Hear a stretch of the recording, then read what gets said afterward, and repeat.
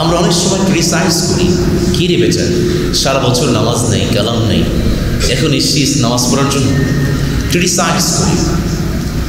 আমরা ক্রিটিসাইজ করার কারণে হতে পারে সেই ভাইটা মানে দুঃখ পেল, কষ্ট পেল, কষ্ট পাওয়ার পরে সে প্রতিজ্ঞা করে ফেলবো কালকে থেকে আমি মসজিদে আসবো, এরকম হতে পারে। আমি যদি বলতাম প্রিয় ভাই সারা বছর নামাজ পড়নি, রমাদান এসেছ, আগামী একটা বছর দয়া করে মসজিদে আসবে, সালাম পড়বে, রবের গুণগান গাইবে, তাহলে আমার একটা কথার মাধ্যমে হতে পারে সেই মানুষটা পরিবর্তন হয়ে গেছে, ঠিক কিনা? এই জন্য কোনো মানুষকে ক্রিটিসাইজ না, যেই মসজিদে আসবে সে আমার ভাই, তাকে আমরা গলায় লাগিয়ে নেব। রাজি আছি তো ইনশাআল্লাহ? ইয়া নূরুল হিলাল أقبل تعال فالشوق طال والقلب سما نحو السماء مترنما لا تنقضي أنت للروح دواء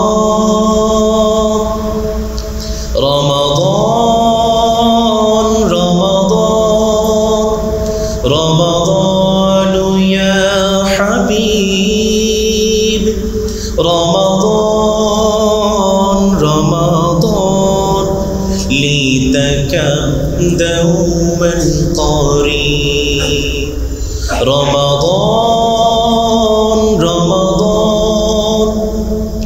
رمضان يا حبيب رمضان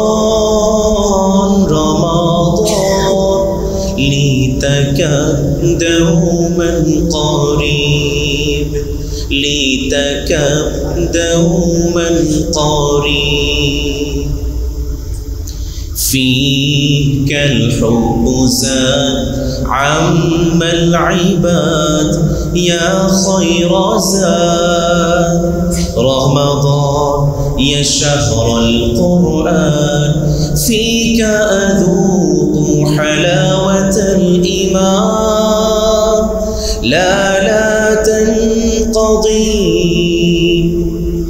أنت للروح دواء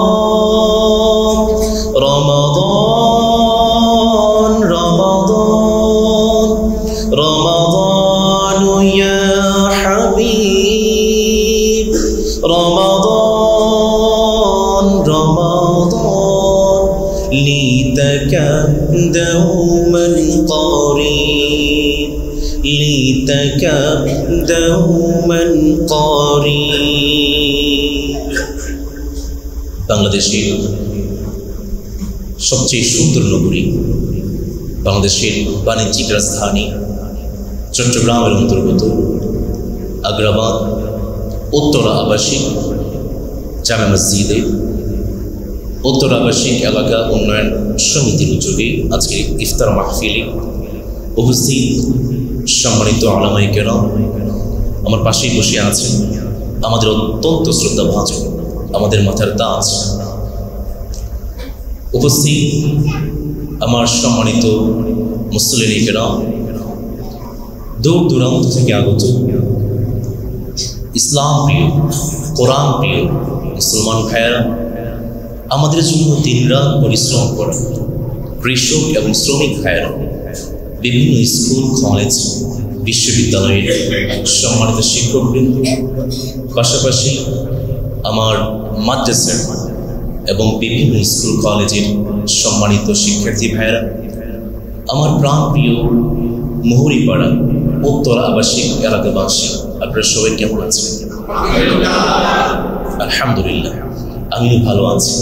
আজকে মোবারক এই দিনে, সুন্দর এই দিনে ইফতারের আয়োজন করতে পেরে আপনারা খুশি হবে যান? আমরা সবাই খুশি, পরিমাণেও বেশি। আকাশ বাতাস কাঁপি সর্বোচ্চ আওয়াজ দিয়ে পুরুষিত কণ্ঠে আমরা রবের দরবারে শুকরিয়া জ্ঞাপন করছি। আমরা পড়ছি আলহামদুলিল্লাহ,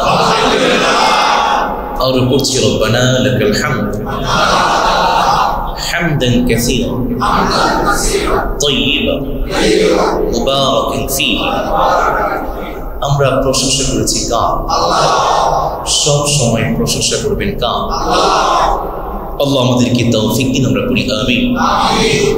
আমি আমার সম্মানিত প্রিয় ভাইদেরকে কংগ্রাচুলেট করছি, অভিনন্দন জানাচ্ছি যারা রমাদানের সময়গুলোকে কাজে লাগাচ্ছে। আমি অত্যন্ত হৃদয়ের অন্তঃস্থল থেকে অভিনন্দন জানাচ্ছি আমার যে সমস্ত ভাইয়েরা রমাদানের সময়গুলোকে কাজে লাগিয়ে রবের সাথে নতুন সম্পর্ক তৈরি করছেন। আমি কংগ্রাচুলেট করছি সেই সমস্ত ভাইদেরকে যারা রমাদানের সময়গুলোকে কাজে লাগিয়ে রবের সঙ্গে সুন্দর মুহূর্ত উপভোগ করছে। Congratulations to all. প্রিয় ভাইয়েরা, রমাদান এটি এসেছে পরিবর্তন করার জন্য, আমাদেরকে পরিবর্তন করার জন্য এসেছে রমাদান।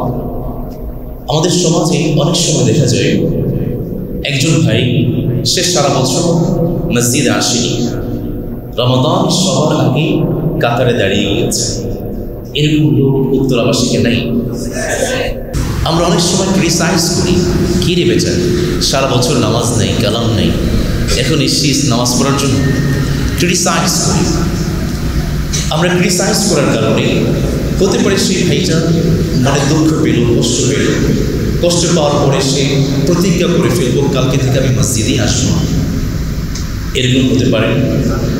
আমি যদি বলতাম প্রিয় ভাই সারা বছর নামাজ পড়নি, রমাদান এসেছ, আগামী একটা বছর দয়া করে মসজিদে আসবে, সালাম পড়বে, রবের গুণগান গাইবে, তাহলে আমার একটা কথার মাধ্যমে হতে পারে সেই মানুষটা পরিবর্তন হয়ে গেছে। ঠিক না? এই জন্য কোনো মানুষকে ক্রিটিসাইজ না, যেই মসজিদে আসবে সে আমার ভাই, তাকেই আমরা গলায় লাগিয়ে নেব। রাজি আছি তো? সম্মানিত প্রিয় ভাইয়েরা, ইফতার আর মুহূর্তের সময় অত্যন্ত বরকতময়, অত্যন্ত চমৎকার একটি সময় আমরা বসতে পেরেছি। আমরা রমাদানের প্রত্যেকটা সময় ইবাদত করি। রমাদানের পুরো সময় যে ইবাদতের মাস। আমি একটা প্রশ্ন করতে চাই আমার প্রিয় উত্তরা আবাসিক এলাকাবাসী ভাইদের কাছে, বলেন তো প্রিয় ভাইয়েরা, রমাদানটা কিসের মাস?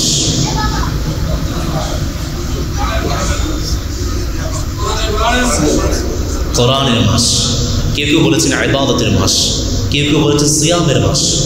আল্লাহ তাআলা রমাদানের পরিচয় দিতে গিয়ে বলেছেন শাহরু রমাদান আল্লাযী উনজিলা ফীহিল কুরআন।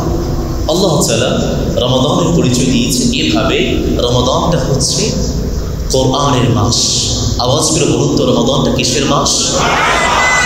এই যে কোরআন, এটা হচ্ছে জীবন্ত একটা কোরআন। পৃথিবীতে এমন অসংখ্য মানুষ আছে যারা কোরআন পড়ে পড়ে কালেমা পড়ে মুসলমান হয়ে গেছে। সুবহানাল্লাহ পড়বেন। আপনারা ওমর রাদিয়াল্লাহু তাআলা আনহু নাম শুনেছেন? ওমর রাদিয়াল্লাহু তাআলা আনহু মক্কার মুখে ঘোষণা হয়ে গিয়েছে, কে আজ পারবে মুহাম্মদের কল্যাণটা নিয়ে আসতে? নাউজুবিল্লাহ। মক্কার মুখে ঘোষণা করে দিয়েছে, কে আজ পারবে মুহাম্মদের কল্যাণটা নিয়ে আসতে পারবে? কে আজ দাঁড়াও? ওমর রাদিয়াল্লাহু তাআলা আনহু তিনি দাঁড়িয়ে গিয়েছেন, আমি পারব মুহাম্মদের কল্যাণটা নিয়ে আসতে। তিনি নবী করিম সাল্লাল্লাহু আলাইহি ওয়াসাল্লামের বাড়ির দিকে ছুটতে শুরু করলেন। সামনে নাহা মাদবী গোত্রের লোকের সাথে দেখা হলো। তিনি প্রশ্ন করলেন, কি রে ওমর, কোথায় যাচ্ছ, কোথায় যাচ্ছ? ওমর রাদিয়াল্লাহু তাআলা আনহু জবাব দিলেন, মক্কায় নাকি একজন লোক নতুন ধর্মের প্রচার করতে শুরু করেছে, তার কল্যাণটা কাটার জন্য, তাকে জবাই করার জন্য যাচ্ছে। নাহা মাদবী গোত্রের লোক বলে উঠল, প্রিয় ওমর, তুমি মুহাম্মদের কল্যাণটা পড়ে আনো, আগে তুমি তোমার বোন এবং তোমার ভগ্নিপতির খবর নাও, কারণ তোমার বোন এবং তোমার ভগ্নিপতি কালেমা পড়ে মুসলমান হয়ে গিয়েছে। ওমর রাদিয়াল্লাহু তাআলা আনহু রাগে অগ্নিশর্মা হয়ে গেলেন, ভগ্নিপতির বাড়ির দিকে ছুটতে শুরু করলেন। যখন বোনের বাড়ির কাছাকাছি পৌঁছে গিয়েছেন, তিনি শুনতে পেলেন ভিতর থেকে কি যেন সুন্দর একটি আওয়াজ আসে। ওমর রাদিয়াল্লাহু তাআলা আনহু শুনতে পেলেন ভিতর থেকে কত চমৎকার আওয়াজ আসে। তার বোন এবং তার ভগ্নিপতি ঘরের মধ্যে বসে বসে কোরআন তিলাওয়াত করে, তারা কোরআন তিলাওয়াত করছিল সূরা তাহা, কত সুন্দর করে তিলাওয়াত করে, তাহা মা আনজালনা আলাইকাল কুরআনা লিতাশকা। ওমর রাদিয়াল্লাহু তাআলা আনহু যখন কোরআনের আয়াতগুলো শুনেছেন তিনি আর বসে থাকতে পারেন। তিনি দৌড়ে আল্লাহর হাবিবের কাছে গিয়ে বললেন, নবী গো, কি করতে হবে বলেন। নবী করিম সাল্লাল্লাহু আলাইহি ওয়াসাল্লামের সাথে সাথে ওমরকে কালেমা পড়ে মুসলমান বানিয়ে দিয়েছে। কয়েকদিন আগে আমেরিকাতে একজন খ্রিস্টান পাদ্রী, তিনি অনার্স পাস করেছেন, মাস্টার্স করেছেন খ্রিস্টান পাদ্রী হওয়ার জন্য। 17 বছর বাইজেন্টাইন পাদ্রী হিসেবে কাজ করেছেন ফাদার হিলারিয়ান হে। তিনি যখন কোরআনটা পড়তে শুরু করেছেন, সূরা মুদ্দাথিরের একটি আয়াত, কাযালিকা ইউদিল্লুল্লাহু মান ইয়াশা ওয়া ইয়াহদি মান ইয়াশা ওয়া মা ইয়া'লামু জুনুদ রাব্বিকা ইল্লা হু ওয়া মা হিয়া ইল্লা যিকরা লিল বাশার। তিনি যখন আয়াতটা তিলাওয়াত করেছেন তিনি বসে থাকতে পারেন নাই, তিনি কালেমা পড়ে মুসলমান হয়ে গিয়েছেন। তারই কয়েকদিন পরে ফাদার ভ্লাদিমির, রাশিয়ান পাদ্রী, কালেমা পড়ে মুসলমান হয়ে গিয়েছে। এই জন্য পুরো বিশ্বে কোরআনের এই জয় জয়কার আছে। আপনাদের আওয়াজটা খুব কম, রোজায় ধরে গিয়েছে, ক্ষুধা লেগেছে। বলুন তো দেখি, পুরো বিশ্বে কোরআনের জয় জয়কার আছে না নেই? আপনারা যারা ক্রিকেট প্রেমী আছে, ক্রিকেট জার্নালিস্ট ড্যাপ চৌধুরী গত কয়েকদিন আগে কালেমা পড়ে মুসলমান হয়ে গিয়েছে। তাকে প্রশ্ন করা হয়েছে, আপনি কেন কালেমা পড়ে মুসলমান হয়েছেন?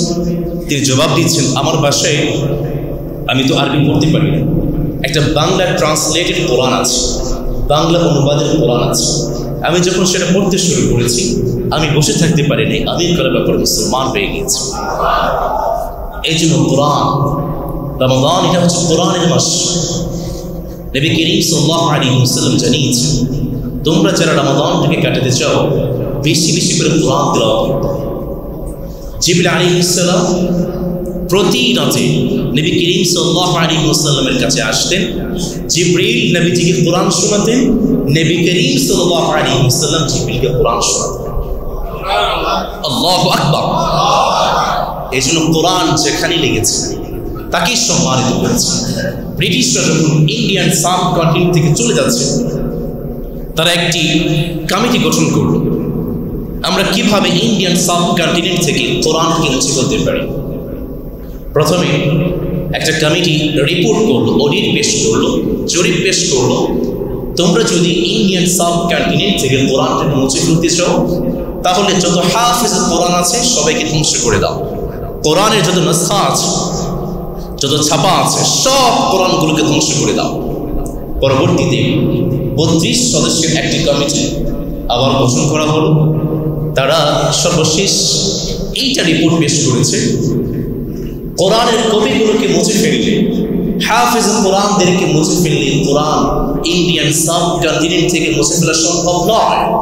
কারণ ইন্ডিয়ান সাব কন্টিনেন্টের মানুষ হচ্ছে এমন, তারা মাথা ঢুলতে ঢুলতে কোরআনটাকে শুধু লিখে ফেলে না, কোরআনটাকে নিজের অন্তরের মধ্যে মুখস্থ করে ফেলে। দিস ইজ কোরআন। এর জন্য পৃথিবীর কোন শক্তি, বিশ্বের কোন শক্তি কোরআনটাকে বাংলার জমিন থেকে, পৃথিবীর জমিন থেকে মুছে ফেলতে পারবে না। চিল্লায় বলতে হবে ঠিক কেন? এর জন্য কোরআনের সাথে আমরা থাকতে রাজি আছি তো ইনশাআল্লাহ। সম্মানিত প্রিয় ভাইয়েরা, রমাদান এটা হচ্ছে কোরআন নাজিরের মাস, ইবাদতের মাস। কিন্তু কিছু কিছু মানুষ আছে, কিছু কিছু বান্দা আছে যাদের ইবাদতগুলো মালিক কবুল করেন না। আমরা তো সারাদিন ইবাদত করছি, সিয়াম পালন করছি, কিয়াম করছি, কোরআন তিলাওয়াত করছি, জিকির করছি, আছে না নেই? কিন্তু কিছু কিছু মানুষ আছে যাদের আমলগুলোকে মালিক কবুল করেন না। এমন 10 প্রকার মানুষের কথা আজকে আপনাদের সামনে উপস্থাপন করতে চাই। এই 10 প্রকার মানুষ থেকে নিজেদেরকে বাঁচিয়ে আমরা আমাদের আমলগুলোকে রবের কাছে কবুল করার রাজি আছি তো ইনশাআল্লাহ। যে সমস্ত বান্দাদের আমলগুলো মালিক কবুল করেন না তাদের মধ্যে 1 নম্বর হলো তারিকুস সালাত, যারা নামাজ তরক করে, যারা নামাজ ছেড়ে দেয়। প্রিয় ভাইরা, কল্পনা করুন আমাদের সমাজে এমন কয়জন মানুষ আছে যারা 5 ওয়াক্ত সালাত পড়ছে আবার সিয়াম পালন করছে। সমাজে কয়জন মানুষ আছে যারা 5 ওয়াক্ত সালাত আদায় করছে আবার কুরবানির সময় কুরবানিও দিচ্ছে। সমাজে কয়জন মানুষ আছে কল্পনা করুন তো দেখি, যারা 5 ওয়াক্ত সালাত আদায় করছে আবার যাকাতও দিচ্ছে, সাদাকায়ে ফিতরও দিচ্ছে। মনে রাখবেন, সালাত ছাড়া নামাজ ছাড়া আপনার জীবনের এক বিন্দু পরিমাণ আমলের কোনো দাম আল্লাহর কাছে নাই। সালাত, এই জন্যই তো নবী করিম সাল্লাল্লাহু আলাইহি ওয়াসাল্লাম সুন্দর করে বললেন, ফাইন সালহা সালহা সাইরু আমালি, কোন একজন বান্দার আমল নামে যদি সালাতটা সুন্দর হয়ে যায়, তার সমস্ত আমলগুলোকে যে মালিক সুন্দর করে দিবেন তিনি কে? কোন একজন বান্দার আমল নামে যদি সালাত না থাকে, সে যত আমলই করুক না কেন, তার কোন আমল যে মালিক কবুল করবেন না তিনি কে? আবার নবী করিম সাল্লাল্লাহু আলাইহি ওয়াসাল্লাম বললেন, বান্দা শোনো, পৃথিবীতে রব্বুল আলামিন যত হুকুম যত আহকাম দিয়েছে, সব হুকুম সব আহকামগুলো জিবরিলকে নবীজির কাছে পাঠিয়ে নবীজিকে জানিয়ে দিয়েছে। কিন্তু মালিক যখন নবীকে সালাত দিতে চাইলেন, নবী করিম সাল্লাল্লাহু আলাইহি ওয়াসাল্লামকে যখন মালিক সালাতটা গিফট করেছেন, তখন আর জিবরিল আলাইহিস সালামকে নবীজির কাছে পাঠিয়ে নয়, বরং স্বয়ং বিশ্বনবী মুহাম্মদুর রাসূলুল্লাহ সাল্লাল্লাহু আলাইহি ওয়াসাল্লামকে মালিক মিরাজে ডেকে নিয়ে গিয়েছে। আল্লাহু আকবার। এই জন্য প্রিয় ভাইরা, সালাত নবী করিম সাল্লাল্লাহু আলাইহি ওয়াসাল্লামকে জানিয়ে দিয়েছেন, নবী قد أفلح المؤمنون, জীবনে সফল হতে চান, জীবনে সফল ব্যক্তি হিসেবে সমাজে স্ট্যাটাস ধরে রাখতে চান, সামাজিক ব্যক্তিত্ব ধরে রাখতে চান, সালাতের দরকার আছে না? প্রশ্ন আসতে পারে, সালাত আদায় করলে কিভাবে আমাদের ব্যক্তি জীবনে সফল হতে পারে? আমাদের সবার হাতে হাতে ফোন আছে না? গুগল শরীফ আছে, ইউটিউব শরীফ আপনাদের কাছে আছে। গুগল গিয়ে সার্চ করেন, একজন মানুষ সফল হতে চাইলে তার জীবনে কি দরকার? গুগল আপনাকে জবাব দিয়ে দিচ্ছে, ডিসিপ্লিন। একজন মানুষ সফল হতে চাইলে তার জীবনে ডিসিপ্লিন নামক কোনটা থাকতেই হবে। ডিসিপ্লিন ইজ দ্য কি টু সাকসেস। আপনি ডিসিপ্লিন অনুযায়ী নিজের জীবনটাকে পরিচালিত করবেন, আপনাকে যে মালিক সফল বানাবেন তিনি কে? আমেরিকার একজন গবেষক জিম রন, তিনি একটি বই লিখেছেন, discipline is the bridge between goals and accomplishment. তিনি এই বইয়ে তথ্য দিয়েছেন, discipline is like a set of magic keys that can unlock all the doors of happiness, pride, joy and success. জিমরন বলছেন, কোন একজন বান্দার জীবনে যদি ডিসিপ্লিন নামক গুণটা থাকে, তার সামনে সমস্ত সফলতার দ্বার খুলে যায়। আর সালাত এটা হচ্ছে এমন একটা জিনিস যেটা আপনাকে ডিসিপ্লিন হতে শেখাবে। সুবহানাল্লাহ পড়বেন না? যখন 5 ওয়াক্ত মসজিদের মিম্বার থেকে আযানের সুর ভেসে আসে, জীবনের সমস্ত কাজকে ভুলে গিয়ে, সমস্ত ব্যস্ততাকে ভুলে গিয়ে আমরা আমাদের মাথাটাকে নিজের রবের সামনে ঝোঁকাই, ঠিক কিনা? কেউই শোনালো মোরে আযানের ধ্বনি, মর্মে মর্মে সেই সুর বাজিল কি সুমধুর, আকুল হইল প্রাণ নাচিল ধমনী, কি মধুর আযানের ধ্বনি। আল্লাহু আকবার। এজন্য প্রিয় ভাইরা, as-সালাত তারিকুস সালাত, যারা নামাজ তরক করে, তাদের জীবনের কোনো কাজ, কোনো আমল, কোনো ইবাদত যে রবের কাছে গ্রহণযোগ্য নয়, আওয়াজ করে বলেন তো তিনি কে? 2 নম্বর, কাতিউ রাহিম, যে সমস্ত বান্দারা আত্মীয়তার বন্ধনকে ছিন্ন করে। আমাদের সমাজ তো এমন হয়ে গিয়েছে, একই ছাদের নিচে আছে, একই ঘরে বসবাস করছে, ভাইয়ের সাথে বোনের কোনো সম্পর্ক নেই, আছে না? ভাইয়ের সাথে ভাইয়ের কোনো সম্পর্ক নেই, আছে না? নেই। ছেলের সাথে বাবার কোনো সম্পর্ক নেই, আছে না? নেই। মনে রাখবেন, কাতিউ রাহিম, আপনি যদি আত্মীয়তার বন্ধনকে ছিন্নকারী হন, আপনার সাথে মায়ের কোনো সম্পর্ক নেই, বাবার সাথে ভালো সম্পর্ক নেই, ভাইয়ের সাথে ভালো সম্পর্ক নেই, বোনের সাথে ভালো সম্পর্ক নেই, আপনার ইবাদতের এক মুহূর্ত দাম আল্লাহর কাছে নাই। কারণ আপনি যখন দুহাত রবের কাছে ক্ষমা চাইবেন, মালিক আমাকে মাফ করে দাও, রব আপনাকে বলবে, বেচা বান্দা, তুই তোর বাপকে ক্ষমা করতে পারিস না, তোর ভাইকে ক্ষমা করতে পারিস না, তোর বোনকে ক্ষমা করতে পারিস না, আবার আমার কাছে ক্ষমা চাস? তোর মতো নাফরমান বান্দার জন্য আমি আল্লাহর কাছে কোনো ক্ষমা নেই। নাউজুবিল্লাহ পড়বেন না? এই জন্য 2 নম্বর, কাতিউ রাহিম, যারা আত্মীয়তার বন্ধনকে ছিন্ন করে, তাদের কোনো আমল যে মালিক কবুল করেন না তিনি কে? আমরা মানুষ সামাজিক জীব, সমাজ নিয়ে চলতে হয়, পরিবার নিয়ে চলতে হয়। পরিবারে চলতে গেলে life is not a bed of roses, জীবনটা গোলাপ বিছানো বিছানা নয়। সবসময় সুন্দর কাটবে ব্যাপারটা এমন নয়। জীবনে চড়াই আছে, জীবনে উতরাই আছে, জীবনে বিপদ আছে, আপদ আছে, সব কিছুকে হাসি মুখে বরণ করে জীবনে চলতে হয়। ভাই একটা ভুল করেছে, মাফ করে দেন। বোন একটা ভুল করেছে, মাফ করে দেন। বাপ একটা ভুল করেছে, মাফ করে দেন। আপনাকে যে মালিক ক্ষমা করবেন তিনি কে? এই জন্যই তো নবী করিম সাল্লাল্লাহু আলাইহি ওয়াসাল্লাম সুন্দর করে বললেন, ইন্না আ'মাল বনি আদম তু'রাদু কুল্লা খামিসিন লাইলাতাল জুমআ ফালা ইউকবালু আমালু কাতি'ir রাহিম। নবী করিম সাল্লাল্লাহু আলাইহি ওয়াসাল্লাম জানালেন, সপ্তাহে দুইবার বান্দার আমলগুলো রবের কাছে উপস্থাপন করা হয়। এক নম্বর হচ্ছে সোমবার, 2 নম্বর হচ্ছে জুমাবার রাত্রি। নবী করিম সাল্লাল্লাহু আলাইহি ওয়াসাল্লাম জানালেন, যখন কোন একজন বান্দার আমলনামায় আত্মীয়তার বন্ধন ছিন্নকারী অপরাধ থাকে, তার কোন আমল যে মালিক ক্ষমা করেন না তিনি কে?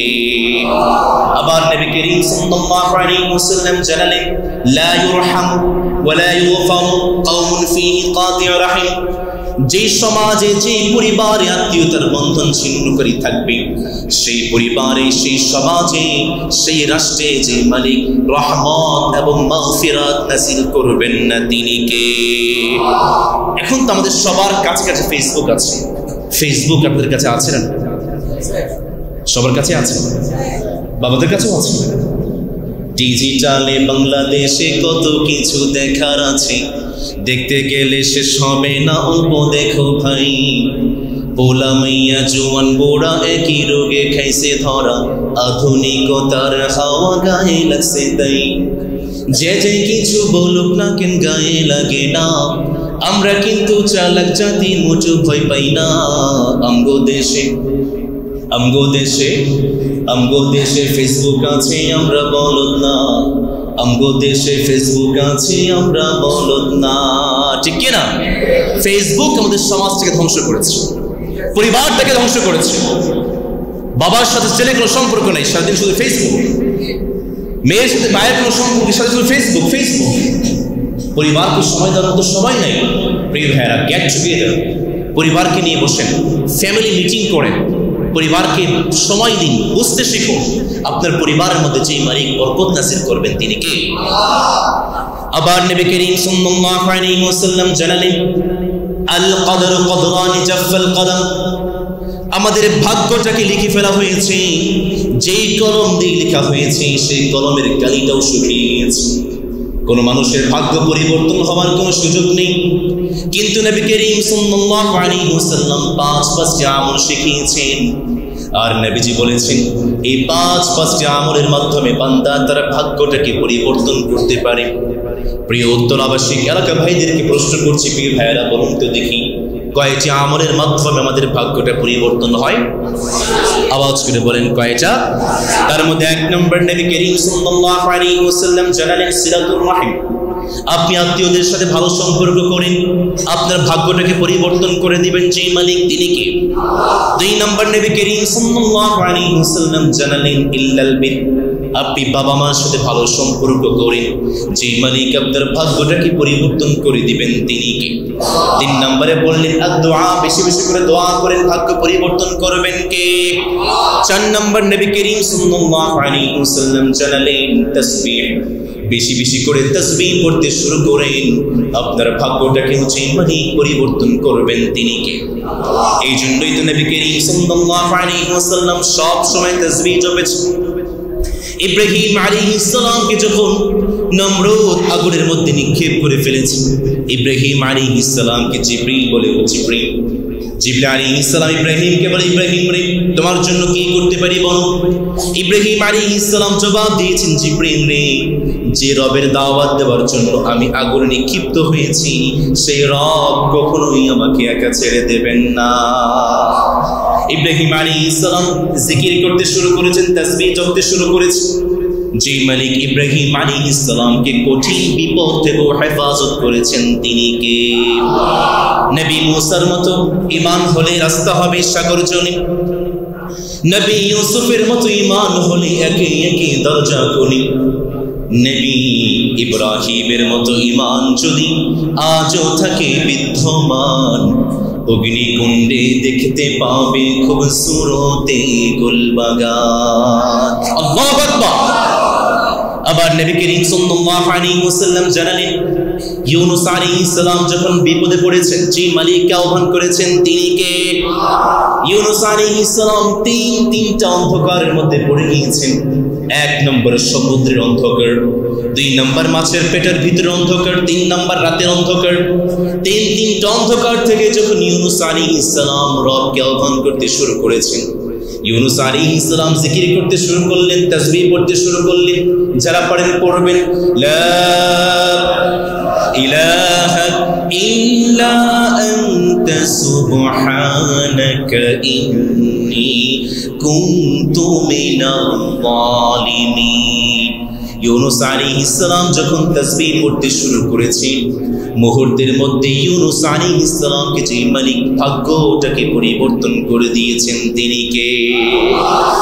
আবার দেখেন আসিয়া রাদিয়াল্লাহু তাআলা আনহা, তিনি যখন কালেমা পড়ে মুসলমান হয়েছেন, ফেরাউন বলে, কি রে আসিয়া, আমি হচ্ছি দেশের রাজা, তুমি হচ্ছ রানী, তুমি কিভাবে কালেমা পড়ে মুসলমান হতে পারো?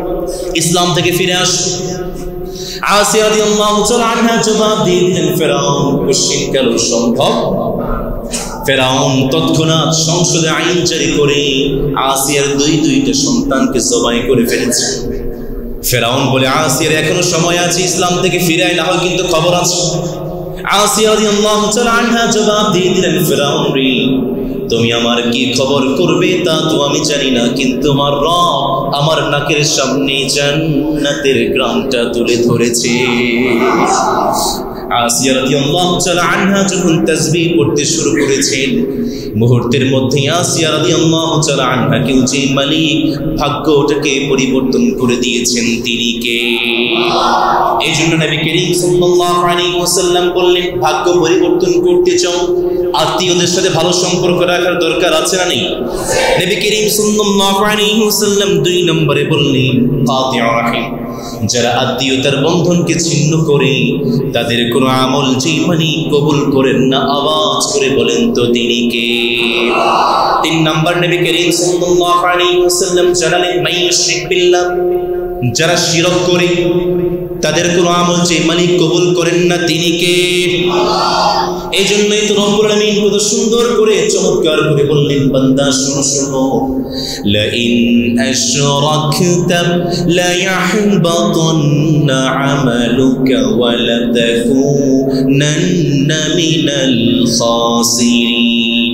রব্বুল আলামিন জানিয়ে দিলেন, বান্দা শোনো শোনো, তোমার আমলনামায় যদি বিন্দু পরিমাণ শিরকের গুনাহ থাকে, আমাদের সমস্ত আমলগুলোকে যে মালিক ধ্বংস করে দিবেন তিনি কে? 4 নম্বরে নবী করিম সাল্লাল্লাহু আলাইহি ওয়াসাল্লাম জানালেন, আল মুনাফিক ওয়াল মুরাই, যে সমস্ত বান্দারা মানুষকে দেখানোর জন্য কাজ করে, সিয়াম রেখেছেন রবের ভয়ের জন্য নয়, মানুষ কি বলবে সেই জন্য, কিয়াম করছেন রবের ভয়ের জন্য নয়, সমাজের মানুষ কি বলবে, পরিবারের মানুষ কি বলবে সেই জন্য কিয়াম করছেন। আপনার কোনো আমল, আপনার কোনো কিয়াম, আপনার কোনো সিয়াম যে মালিক 1 বিন্দু পরিমাণ কবুল করবেন, আওয়াজ করে বলেন তো তিনি কে? শয়তান আমাদেরকে 2 ভাবে ধোঁকা দেয়। 1 নম্বর, শয়তান বলে, বেটা তোর মতো গুনাহ সবাই করে, সুতরাং গুনাহ করেছিস সমস্যা নাই, তোর মতো গুনাহ সবাই করে। 2 নম্বর, শয়তান ধোঁকা হলো, শয়তান বলে, তুমি যে আমলগুলো করেছো এই আমলগুলো শুধু মানুষের কাছে বলে দাও। তাহাজ্জুদের নামাজ পড়েছো, মানুষকে বলে দাও। মানুষকে দান করেছো, মানুষকে বলে দাও। মানুষকে 2 টাকা দান করেছো, মানুষকে বলে দাও। মানুষকে ইফতারি খাইয়েছো, মানুষকে বলে দাও। শয়তানের 2 নম্বর ধোঁকা। এই জন্য আমরা দেখতে পেয়েছি অনেক সময় বাংলাদেশে কিছু নর্তকী তারাও বলতে সাহস করেছে, আমি তো সিহা সিত্তার সমস্ত কিতাব মুখস্থ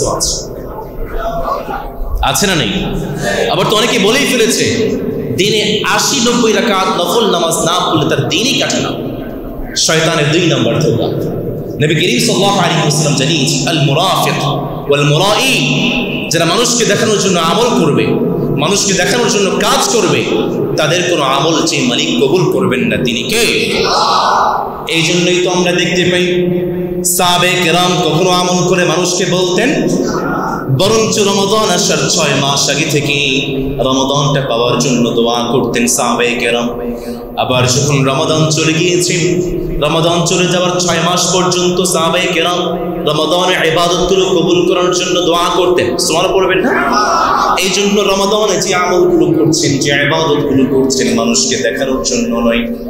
মসজিদের এক কোনায় বসে যান, মুসল্লাটা বিছিয়ে ফেলেন, দুহাত তুলে রবের কাছে দোয়া করতে শুরু করেন। আপনার সমস্ত আমলগুলো যে মালিক কবুল করবেন তিনি কে? রবের জন্য করব, আওয়াজ করে বলেন তিনি কে? এই জন্যই তো আমরা দেখতে পাই ইব্রাহিম আলাইহিস সালামকে মালিক জানিয়ে দিলেন, ইব্রাহিম কাবা ঘরটাকে নির্মাণ করুন। ইব্রাহিম আলাইহিস সালাম কাবা ঘরটাকে নির্মাণ করে ফেললেন। এবার ইব্রাহিম বলে, মালিক কি করব বলেন? রব্বুল আলামিন ইব্রাহিম আলাইহিস সালামকে জানিয়ে দিলেন, ইব্রাহিম রে, তুমি আমার মুসল্লিদের জন্য কাবা ঘরটাকে পরিষ্কার করো। ইব্রাহিম আলাইহিস সালাম কাবা ঘরটাকে পরিষ্কার করে ফেললেন। এবার ইব্রাহিম আলাইহিস সালাম রবের কাছে দোয়া করলেন, মালিক وَإِذْ يَرْفَعُ إِبْرَاهِيمُ الْقَوَاعِدَ مِنَ الْبَيْتِ وَإِسْمَاعِيلُ رَبَّنَا تَقَبَّلْ مِنَّا إِنَّكَ أَنْتَ السَّمِيعُ الْعَلِيمُ। ইব্রাহিম আলাইহিস সালাম যখন কাবা ঘরটা নির্মাণ করে ফেললেন, দুনিয়ার কোনো মানুষকে বলে নেই, দুহাত তুলে যে রবের কাছে বলেছেন তিনি কে?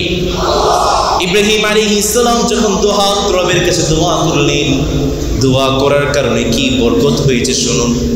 আজ থেকে প্রায় ৫,৫০০ বছর পূর্বে ইব্রাহিম আলাইহিস সালাম কয়েকটা পাথর দিয়ে কাবা ঘরটাকে নির্মাণ করেছেন।